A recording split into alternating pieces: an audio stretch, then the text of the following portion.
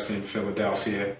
We just wanted to take some time to thank Apostle Turner, First Lady, as well as Apostle Lathan for all of the foundational work, all of the apostolic foundational work that went into helping our location to get to where it is today.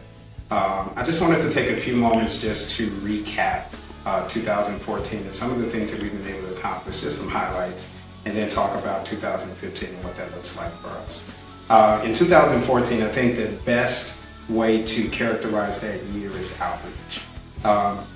It was the opportunity for us to get out into the community in a way that we've never done before. We were able to do several different things, whether it was sponsoring 50 families for Thanksgiving, 25 families for Angel Tree, 200 plus children for our back to school event, which is our 7th annual back to school event. So it's something we've been doing for quite some time. And just being able to do those things have really helped us to penetrate and create relationships in this area that helps us to be more effective. This has resulted in much more foot traffic coming into the location.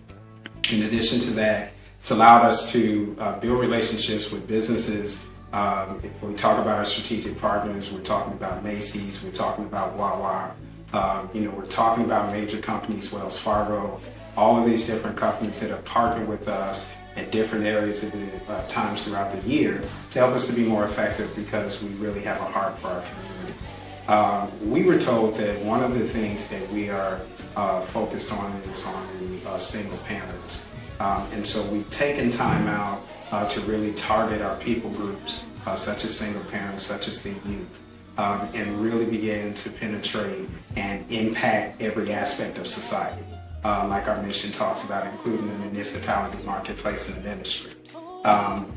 We have strategic partners that may be police officers, they're judges, they're lawyers.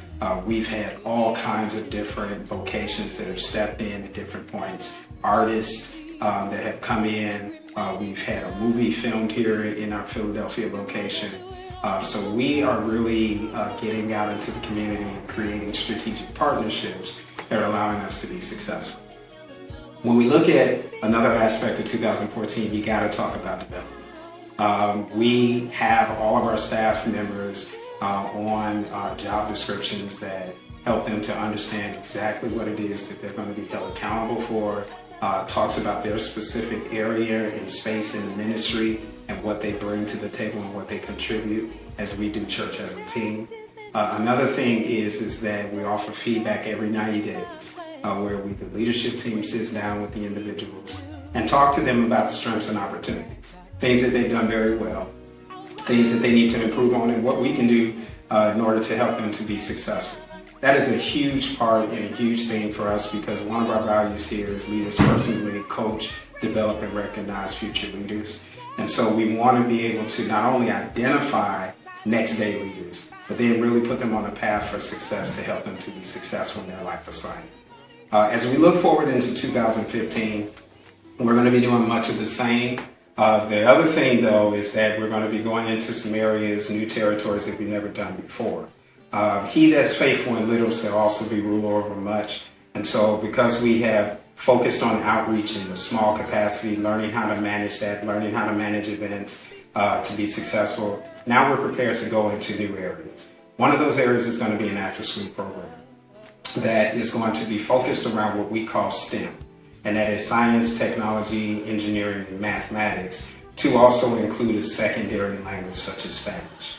We want to be able to do this as a support group because we know that in many of our cities in America, many fundings have been cut in school systems, certain programs have been cut in school systems, and we want to be able to be that bridge to make sure that certain arts are not lost in the community and that our children are supported the way they need to be.